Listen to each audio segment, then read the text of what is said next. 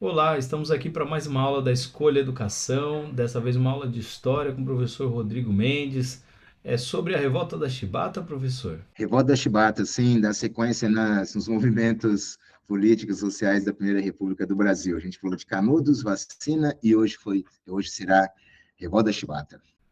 Bom, se você está aqui, então, se puder, né, curte o vídeo, se inscreve no canal se não for inscrito, ativa o sininho para receber novidades, comenta para a gente saber como é que estão as coisas, se tem alguma dúvida, se tem algo a desenvolver, um tema para a gente desenvolver mais. Por hora, nosso trabalho é voluntário e essa ajuda vem muito a calhar. Bora para a aula?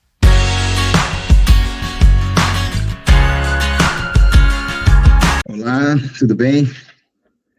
Vamos para mais uma aula de História do Brasil, Primeira República, dando continuidade no contexto que começamos, com Revolta da Vacina, Canudos, agora um pouquinho da Revolta da Chibata, e outras revoltas vão acontecer. O Brasil, diferentemente do que pregam, não é tão cordial como diz.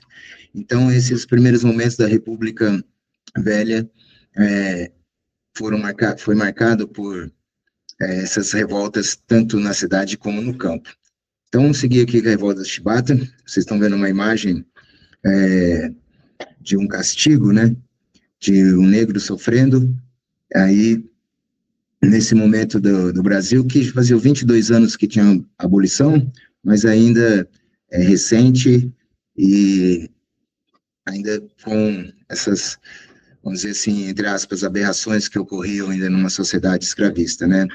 Não é natural, não pode naturalizar isso, a gente tem essa questão até hoje, mas quis começar com essa imagem um pouco impactante e um relato de um livro chamado Bom Crioulo. Eu vou começar, então, um trecho dele e eu vou comentando com vocês. O motivo, porém, de sua prisão, agora no alto mar, a bordo da corveta, era outro, muito outro. Bom crioulo esmurrara desapiedadamente uma segunda classe. Metido em ferros no porão, bom crioulo não deu palavra. Admiravelmente manso quando se achava em seu estado normal, longe de qualquer influência alcoólica, submeteu-se à vontade superior, esperando resignado o castigo. A chibata não lhe fazia moça. Tinha costas de ferro para residir como um Hércules, ao pulso do guardião Agostinho. Já nem se lembrava do número das vezes que apanhara de chibata. Uma, cantou a mesma voz. Duas, três, bom crioulo tinha despido a camisa de algodão e nu, da cintura para cima, nem sequer gemia, como se estivesse a receber o mais leve dos castigos. Entretanto, já iam 50 chibatadas. Ninguém lhe ouvia um gemido, nem percebera uma contorção, um gesto qualquer de dor. Viam-se unicamente naquele costão negro as marcas do junco, umas sobre as outras, entrecruzando-se com uma grande teia de aranha, roxas e latejantes, cortando a pele em todos os sentidos. De repente, porém, Bom Crioulo teve um estremecimento e sorgueu um braço. A chibata vibrara em cheio sobre os rins, empolgando o baixo ventre. Foi um golpe medonho, arremessado com uma força extraordinária. Por sua vez, Agostinho estremeceu, mas estremeceu de gozo ao ver, afinal, triunfar a rijeza de seu pulso. Marinheiros e oficiais, num silêncio concentrado, alongavam o olhar, cheios de interesse a cada golpe. 150. Só então houve quem visse um ponto vermelho, uma gota rubra, deslizar no espinhaço negro do marinheiro e logo este ponto vermelho se transformar numa fita de sangue. Basta! O comandante. Estava terminado o castigo e ia recomeçar a faina. O trabalho pesado novamente, né? É, eu chamei esse momento aí, a Revolta da Chibata, um relato desse livro. Aqui vocês veem os navios de guerra, né, que a Marinha tinha acabado de adquirir da Inglaterra. O Brasil, naquele momento, eles criou um certo medo nas outras potências, por incrível que pareça, porque ele comprou esses dois navios, Minas Gerais e São Paulo, navios de grande porte e poder de fogo extraordinário para aquele período. E os marujos sofriam esses castigos físicos ali na Marinha, né? Por incrível que pareça. Olha só mais algumas fotos, o poder, né? É monstruoso esses navios. Realmente, para aquele período, eles causavam muito medo. Aqui os marujos já tomando o navio. Então, algumas imagens que eu quis trazer para vocês, tire um pouco.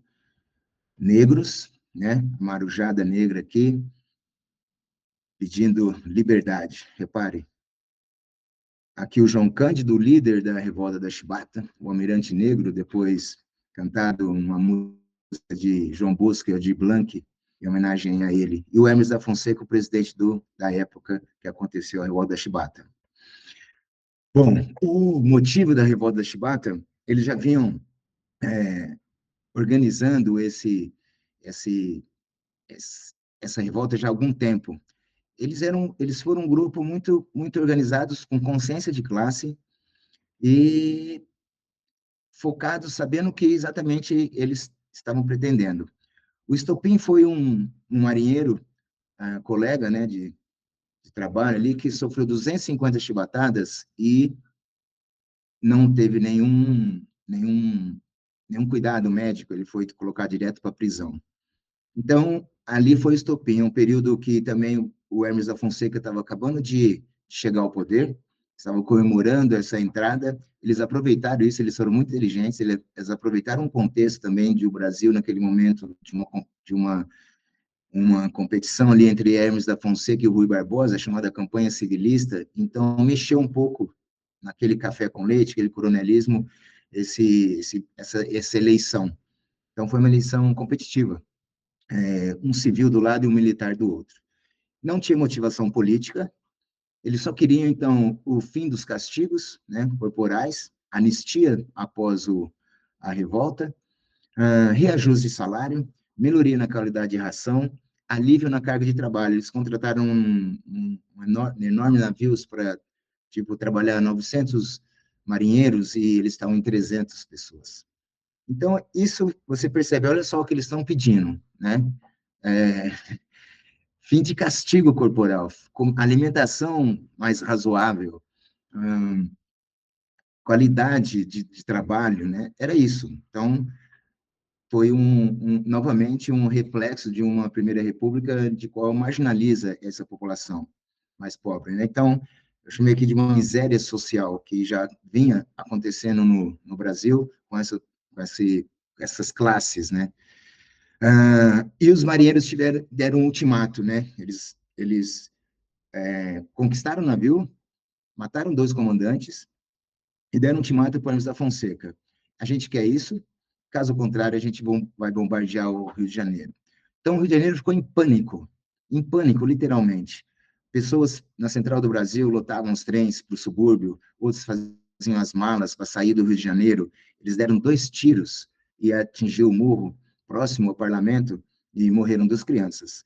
Então, eles não estavam para brincadeira, era real o que eles estavam querendo fazer ali. E eles pediram: nós, marinheiros, cidadãos brasileiros e republicanos, não podendo mais suportar a escravidão na marinha brasileira, a falta de proteção que a pátria nos dá, e até então não nos chegou, rompemos o véu negro que nos cobria os olhos do enganado e patriótico povo, dizia o intimato enviado pelos amotinados ao presidente da República, Hermes da Fonseca.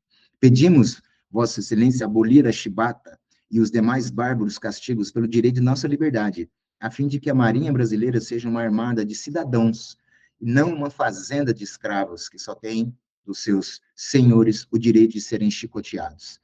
Durante 20 anos, a República ainda não foi bastante para tratar-nos como cidadãos fardados em defesa da pátria. Mandamos essa honrada mensagem, né? Os marinheiros brasileiros possuem os direitos sagrados que as leis da República. Então, eles trazem aqui a questão republicana, a questão de cidadania, eles tinham uma consciência nesse sentido. E aí o que aconteceu? Os senadores começaram a perceber que o movimento era potente. Então, falando para o presidente aceitar as condições, que a coisa não era brincadeira. O Rui Barbosa era um senador de oposição. Ele fala: senhores, não há muitos anos, nas proximidades de Santos, na fortaleza da Praia Grande, diversos soldados submetidos ao castigo corporal caíram fulminados pela sua agonia e pouco depois eram cadáveres. Tratou-se de uma sindicância, uma dessas providências aparentes com que se procura iludir a publicidade. Mas o inquérito morreu ali mesmo, sem que esse crime tivesse punição. Ainda há poucos dias, uma senhora, filha de um almirante, perguntava ao marinheiro: cujas mãos estavam enroladas com chumaços de pano. Que moléstia sofria! Ah, minha senhora, se soubesse, essas mãos receberam 60 dúzias de bolos. Palmatória, castigo físico. É desse monturo de misérias sociais que fermenta as sublevações militares. Então, os senadores começaram a se posicionar e endossar, né, não endossar o movimento dos revoltosos, mas com atenção e para atender o que eles estavam reivindicando.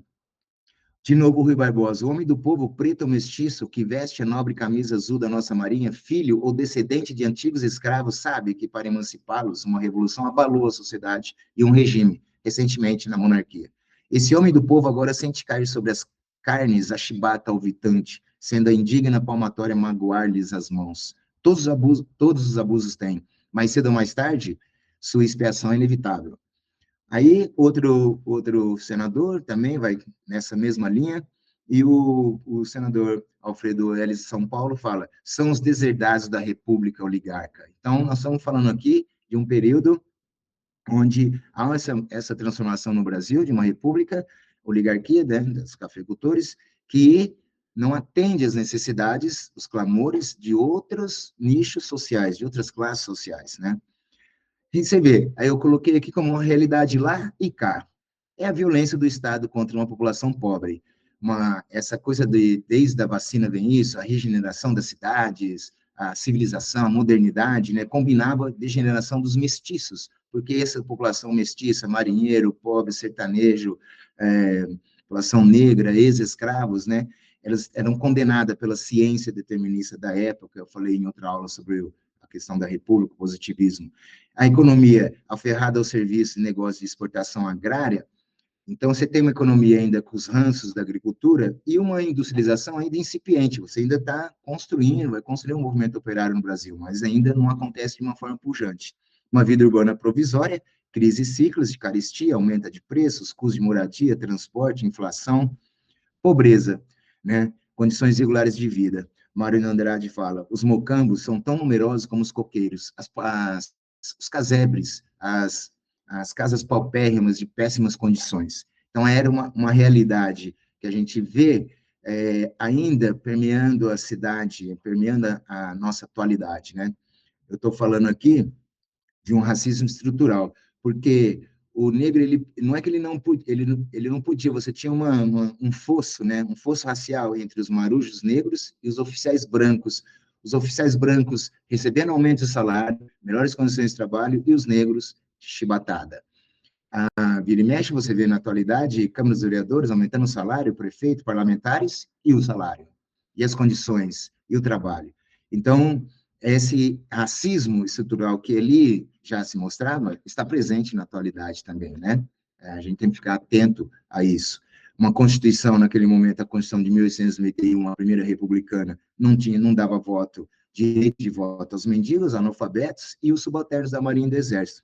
A escravidão foi abolida, como eu disse, sem que garantisse aos negros indenização, terra, educação, trabalho. Então, ou seja, você marginaliza, você não dá condições para fazer parte desse novo movimento, você não inclui, então sobra o quê? As piores condições de trabalho. Por exemplo, a Marinha, ela vai absorver como uma forma de trabalho essa população carente de desassistida do Estado. Então, a gente tem aqui um conflito de políticas públicas, Estado e sociedade. O racismo estrutural é aquele que se mantém com o apoio do Estado, seja por meio de leis, por forças, outras que não são visíveis. A gente vê na atualidade. Olha isso aqui é atual. Aqui, acontecendo, amarrando ele como na época da escravidão. Um outro algemando e fazendo ele correr atrás da moto. O outro lá na câmara de gás que morreu. Então, assim, população negra é vista dessa maneira, né, ainda nesse país. Então, quis chamar a atenção para a gente perceber que é um movimento coletivo ali bacana de uma, vamos dizer, uma classe de desassistida que ainda permanece nesse país. Então, a Revolta dos Marinheiros, ela termina com eles apontam os canhões e aí eles assustam, né? A elite toda se assusta, a sociedade se assusta, a política se assusta, então tem que ouvi-los. Caso contrário, a situação poderia ficar muito pior. Eles aceitam, né?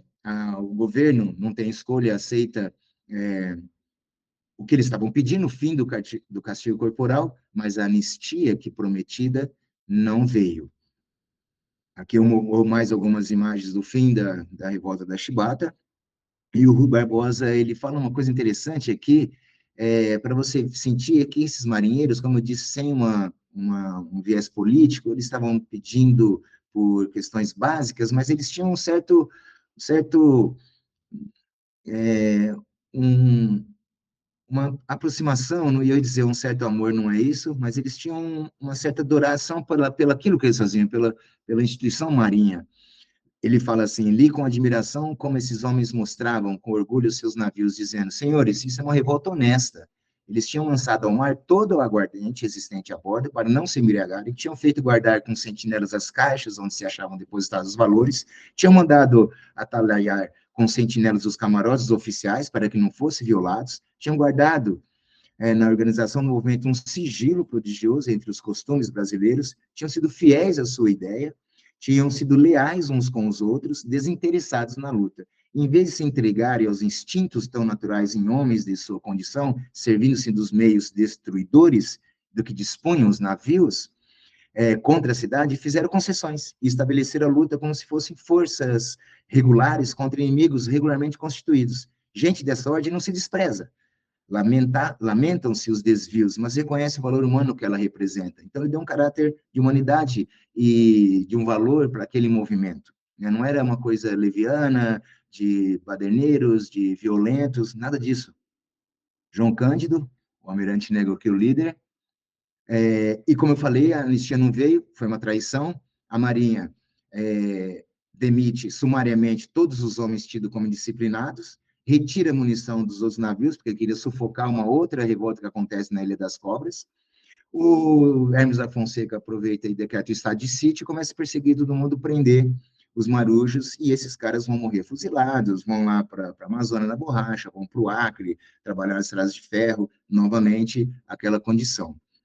Uma charge do João Cândido, aqui, né, de uma certa forma, satirizando, né, como uma indolência, um malandro e tal, que era o que eles não suportavam a ideia de um marujo negro, de um grupo de marujos negros e simples e pobres, ter a habilidade de manobrar aqueles navios, todos orgulho da marinha, e apontar os canhões para a cidade.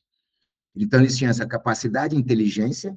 O racha nacional aproveitaram muito bem esse racha nacional da campanha civilista, como disse anteriormente, uma consciência de classe, um movimento organizado.